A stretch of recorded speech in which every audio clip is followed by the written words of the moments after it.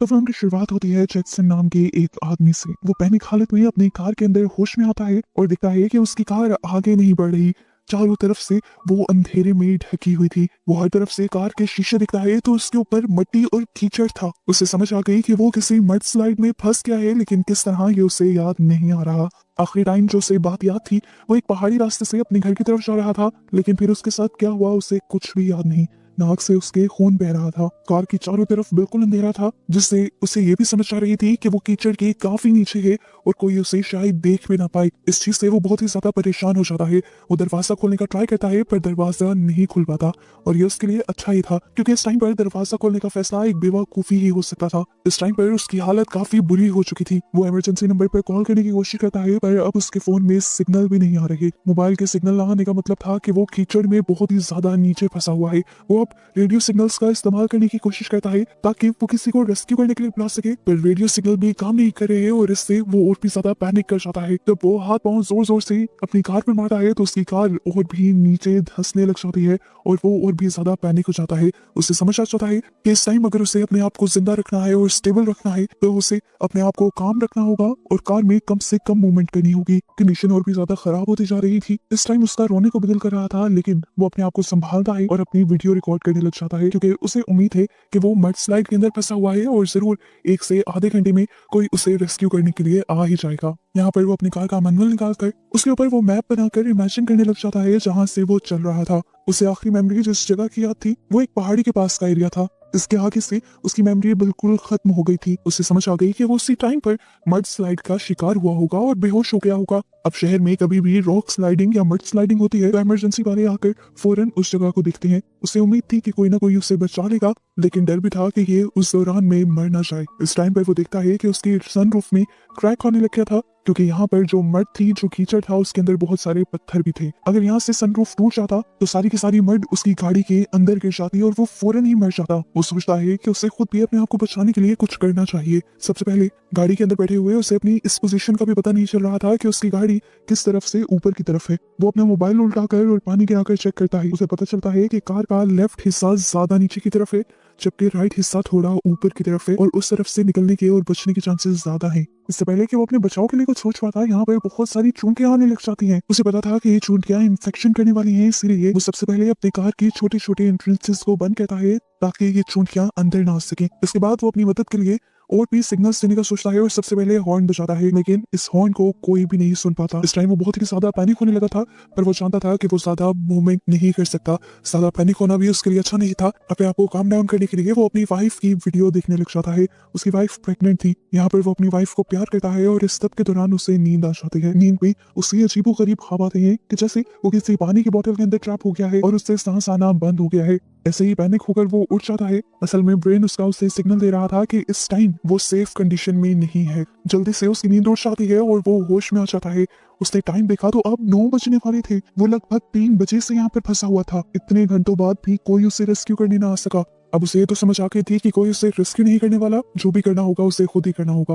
वो कार की back side पर जाता है और एक साइड की विंडो नीचे करने की कोशिश करता है। उसे लगा था कि वो यहाँ से बाहर निकल जाएगा, पर इससे कोई फायदा नहीं हुआ, बल्कि बहुत सारा कीचड़ ही उसकी गाड़ी के अंदर आ गया और उसने फौरन ही अब वो विंडो बंद कर दी। ये देखकर वो और भी ज्यादा पैनिक और दुखी हो चुका था क्योंकि उसकी ये उम्मीद भी टूट गई थी कि वो राइट साइड की तरफ से यहाँ से बाहर निकल पाएगा। अभी वो यही दुख मना रहा था कि अचानक से उसे कुछ क्रैक होने की आवाज आई। उसने सनरूफ की तरफ देखा तो वजन की वजह से अब वो क्रैक होने लगी थी। वो यहाँ पर टेप भी लगाता है, लेकिन टेप इतने सारे मड का वजन बर्दाश्त नहीं कर सकती। इसीलिए वो एक रेंच का सहारा देते हुए उस सनरूफ को जोड़ देता है। ये सब करने के बाद वो बहुत ही ज्यादा पैनिक हो चुका था। उसे बहुत ज्यादा प्यास लगी थी और वो पूरी बोतल पानी की पी जाता है और उसके बाद उसे एहसास होता है कि उसे ये पानी सेफ रखना चाहिए था, पर अब तो कुछ नहीं हो सकता था। वो अब कार की बैक सीट पर एक क्रॉस बनाता है और गॉड से प्रे करने लगता है कि प्लीज मुझे यहाँ से बचा लें, मुझे यहाँ से निकाल दें। मैं आपकी हर बात को फॉलो करूंगा, आपका हर काम करूंगा, प्लीज मुझे मेरी वाइफ के पास जाने दें। उसे ये भी डर था कि उसकी वाइफ को शायद कभी पता भी ना चले कि वो कहाँ पर मरा है। उससे अजीबोगरीब सोच आ रही थी कि उसके मरने के बाद क्या उसकी वाइफ उससे धोखेबाज समझेगी, क्या वो उसे ढूंढेगी। इन सोचों के बाद वो फैसला करता है कि वो यहाँ से निकलने की कोशिश करेगा। वो अपनी कार की डिक्की में चेक करता है कि उसके पास क्या क्या है और वो किस चीज के जरिए यहाँ से निकल सकता है। वो ये सब चेक ही कर रहा था कि उसने देखा कि सनरूफ से अब पानी टपकने लगा था। टपकने की आवाज सुनकर वो पीछे दिखता है। ये पानी उसकी प्यास बुझा सकता था। उसने मुंह लगाकर पानी पीने की कोशिश की, लेकिन ये कतरा कतरा पानी उसकी प्यास नहीं बुझा रहा था। उसने उंगली डालकर होल बड़ा करने की कोशिश की, लेकिन उसकी उंगली ही कट गई। और अब पहली मर्तबा वो एक अक्लमंदी का फैसला करता है और टेप के साथ उस सुराख वाली जगह पर बोतल को जोड़ देता है, जिसकी मदद से पानी बोतल में जमा होना शुरू हो जाता है। ये पानी चाहे गंदा था, लेकिन उसकी प्यास बुझाने के लिए काफी था। उसे वॉशरूम जाने की भी जरूरत पड़ जाती है। काफी देर तो वो कंट्रोल करता है, लेकिन फिर अपना यूरिन बोतल में कर देता है। उसे अपनी कार ट्रंक से 2 रॉड मिले थे, जिससे वो सनरूफ वाले क्रैक से ऊपर करके ये देखना चाह रहा था कि आखिर वो मड स्लाइड के कितना नीचे है। उसने पूरा एक रॉड ऊपर घुसा दिया था, लेकिन अभी तक भी उसे एक कतरा रोशनी दिखाई नहीं दी थी। उसने इसी रॉड के साथ एक दूसरा रॉड अटैच किया और अब पहले से भी ज्यादा जोर लगाते हुए उस रॉड को ऊपर करने की कोशिश की। क्योंकि पिछले वाले रॉड की सपोर्ट भी अब कम हो गई थी, तो उसका जोर भी बहुत ही ज्यादा लग रहा था। दूसरी रॉड भी आधी से ज्यादा ऊपर चली जाती है, लेकिन रोशनी उसे दिखाई नहीं देती। वो नाउम्मीद हो जाता है, पर हिम्मत नहीं हारता। उसी रॉड के साथ एक तीसरी रॉड भी अटैच करता है और आहिस्ता आहिस्ता करके पूरा जोर लगाकर वो जब तीसरी रॉड भी आधे से ज्यादा ऊपर कर देता है, तब जाकर उसे फाइनली रोशनी दिखाई देती है। अब उसे समझ आ गया था कि वो तकरीबन 4 से 5 फुट नीचे है। ऊपर जाना मुश्किल तो है, लेकिन नामुमकिन नहीं। जान बचने की उम्मीद उसे नजर आ गई थी। इस रॉड को बाहर भेजने से उसको सिर्फ एक फायदा नहीं बल्कि कई फायदे मिल रहे थे। एक ये कि उसकी आवाज भी बाहर जा सकती थी, दूसरा ये कि सिग्नल्स आने के लिए एक पाथ बन गया था, चौथा ये कि एक प्रॉपर ऑक्सीजन का भी ये रास्ता बन चुका था। लेकिन यहाँ पर वो जरा सी गलती कर देता है। आग चलाकर धुएं के जरिए सिग्नल ऊपर भेजने की कोशिश करता है, जिसकी वजह से धुआं इस गाड़ी में ही भर जाता है और ऑक्सीजन कम होने की वजह से वहां कार्बन मोनोऑक्साइड बनती है, जिसकी वजह से उसे सांस लेने में भी मुश्किल होती है। जानता था कि ये धुआं आहिस्ता आहिस्ता ही सही, लेकिन ऊपर चला जाएगा। अब वो यहाँ पर बैठकर कुछ कैलकुलेट करने लगा था, लेकिन तभी वो देखता है कि किसी चीज से रेंगने की आवाज आ रही है। उसने पीछे मुड़कर देखा तो वो रॉड नीचे आ रही थी।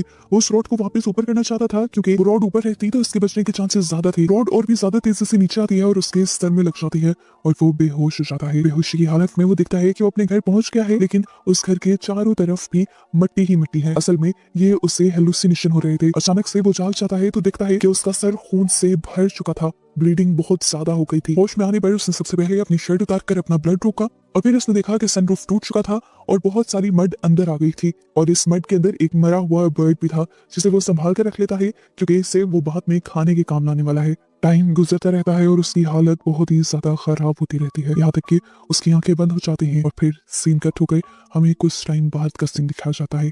हमने देखा कि यहाँ पे कोई मिरेकल हो गया था, कोई मौत सा हो गया था। उसकी जान बच गई थी, वो अब अपने घर जा चुका था, एक नॉर्मल जिंदगी गुजार रहा था। उसका बेबी भी हो गया था। अपनी फैमिली और ऑफिस लाइफ वो बहुत ही नॉर्मल गुजार रहा था और यहाँ तक कि ऑफिस में प्रमोशन भी हो गई थी।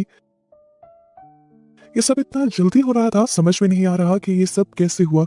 इस टाइम पर वो देखता है कि जो उसकी कलीग उससे बात करने के लिए आई हुई थी, उसके नाक से भी खून निकलने लगता है और उसके मुंह से मड निकलने लगती है। ये सारी चीजें उसे बहुत ज्यादा डरा देती हैं और दोबारा से यहाँ कार के अंदर उसे होश आता है। वो सब भी बस उसके हेलुसिनेशन से थे और वो अब भी बेहोश था। अब फाइनली उसे ये बात समझ आ गई थी कि वो बचने नहीं वाला। वो अपनी मौत को एक्सेप्ट कर लेता है, अपने आप को हल्का फुल्का साफ सुथरा करता है अपनी शर्ट से और अपने मोबाइल में अपनी वाइफ के लिए मैसेज रिकॉर्ड करता है। उसे बताता है कि वो उससे कितना प्यार करता है और वो कितना एक्साइटेड था उनके बेबी के लिए भी। लेकिन अब उसके हाथ में कुछ नहीं रहा। वो अपनी वाइफ लॉरिस से कहता है कि उसे माफ कर देना, उसे छोड़ कर जाने के लिए। वो ऐसा करना नहीं चाहता था, फिर किस्मत ने ऐसा करवा दिया। यहाँ पर वो अपने आने वाले बेबी के लिए भी एक मैसेज रिकॉर्ड करता है, जिसमें वो कहता है कि मैं ये सारी बातें इसलिए रिकॉर्ड कर रहा हूँ ताकि तुम जान सको कि तुम्हारे डैड तुमसे बहुत प्यार करते थे। वो कभी तुम्हें छोड़ कर नहीं गए, बस उनकी मौत हो गई थी। तो मेरे दिल में कभी अपने लिए कोई नफरत ना पालना। ये सारे मैसेजेस उसने हंसते हुए रिकॉर्ड किए थे, लेकिन वो अंदर से बहुत ज्यादा दुखी था। कैमरा बंद होते ही वो फूट फूट कर रो देता है। बॉडी में ताकत ना होने की वजह से वो एक और मरतबा नींद के अंदर चला जाता है और यहाँ हमें वो सीन दिखाया जाता है कि जब उसका एक्सीडेंट हुआ था। वो एक पहाड़ी रास्ते से अपने घर की तरफ जा रहा था, पर अचानक से वहीं मड स्लाइडिंग हुई और उसी मड स्लाइडिंग में उसकी कार पहाड़ की चोटी से नीचे गिर गई और यहीं से सीन कट होकर हमने देखा कि वो एकदम से होश में आ गया था। ये सब चीजें बेशक हम उसके ख्वाब के तरीके देख रहे थे, लेकिन ये सब हुआ असल में था। फाइनली उसे याद आ गया था कि उसके साथ क्या और कब हुआ था। एक दिन से ज्यादा गुजर चुका था। भूख की वजह से तो वैसे ही उसका बुरा हाल था और अब उसने देखा कि उसके जख्मों में भी इन्फेक्शन हो गई थी। उसे प्यास लगी थी, इसीलिए वो अपना यूरिन पीता है और भूख लगने पर वो एक चिप्स का पैकेट ही चाट रहा होता है कि अचानक से उसे एक धमाकेदार आवाज सुनाई देती है। वो पीछे मुड़कर देखता है तो उसकी कार का पिछला हिस्सा टूट चुका था और उसके ऊपर बहुत सारी मड गिर चुकी थी। यहाँ सनरूफ से निकलने वाली मड पर भी बहुत ज्यादा जोर पड़ने लगा था और वो समझ गया कि कुछ ही देर में वो मारा जाएगा। पैनिक हुआ, वो बैठा ही हुआ था कि अचानक उसके जहन में एक प्लान आया। उसके जहन में आया कि मड तो नीचे आ चुकी है, यानी उसके ऊपर की मड नीचे आई है। ऊपर जाने का रास्ता और करीब हो गया है। यही सोचते हुए वो अपने अंदर ताकत लाने की कोशिश करता है और यहाँ पर अपनी वाइफ वाला गिफ्ट खोलता है। इस गिफ्ट में उसने अपनी वाइफ के लिए उसके फेवरेट फ्लावर्स वाले सीड्स लिए थे जिससे वो अपने गार्डन में उगाती। वो ये सारे सीड्स खाता है और ऊपर जाने की तैयारी करने लग जाता है। वो रॉड जो उसके सर पर आकर लगा था वो उसने स्पोर्ट के लिए उठा ली थी। कार के ट्रंक में जो एक्स्ट्रा टायर था उसके साथ एक पाइप अटैच करके उसने उसे हवा के लिए इस्तेमाल किया, ऑक्सीजन लेने के लिए इस्तेमाल किया और आहिस्ता आहिस्ता उस रॉड के जरिए मिट्टी खोदते हुए उसने बाहर निकलने की कोशिश की। वो कामयाब भी हो रहा था, ऊपर की तरफ वो जा रहा था। बचने की उम्मीद और ज्यादा बढ़ गई, लेकिन तभी और भी ज्यादा मड आकर उसके ऊपर गिर गई। क्योंकि वो मड हाथ से ही हटाने की कोशिश कर रहा था तो मड की वजह से उसका हाथ तक टूट गया और यहाँ उसकी आखिरी उम्मीद भी टूट गई। वो दर्द में था, हर जख्म में उसके दर्द हो रहा था। उसने आखिरी मर्तबा दोबारा अपनी फैमिली के लिए वीडियो रिकॉर्ड की और तभी उसका फोन नीचे गिर गया। फोन को लेने के लिए वो अब नीचे नहीं जाने वाला था। वो अपने आप को यहाँ पर कुछ देर के लिए संभाले हुए ही था कि अचानक से यहाँ पर खुश्क मिट्टी भी उसके ऊपर गिरने लगी। अपने आप को बचाने के लिए उसने अपने दोनों हाथों को ऊपर कर लिया और अचानक से उससे रोशनी दिखाई दे गई। उसका मुंह भी मिट्टी से बाहर निकल आया। फाइनली वो यहाँ से निकल चुका था, बच चुका था। मूवी के पोस्ट क्रेडिट सीन में हमें उसका हाथ और मुंह उस मड स्लाइड से बाहर निकला हुआ दिखाया जाता है और हमें ये भी देखने को मिलता है कि वो एक ऐसी सुनसान जगह पर फंसा हुआ था जहां पर किसी का आना तो दूर, किसी ने आने का सोचना भी नहीं था। उसकी जान उसकी अच्छी किस्मत और उसकी एफर्ट्स की वजह से बच गई थी और ऐसे ही उसे एंड पर जिंदा दिखाते हुए ये मूवी यहाँ एंड हो जाती।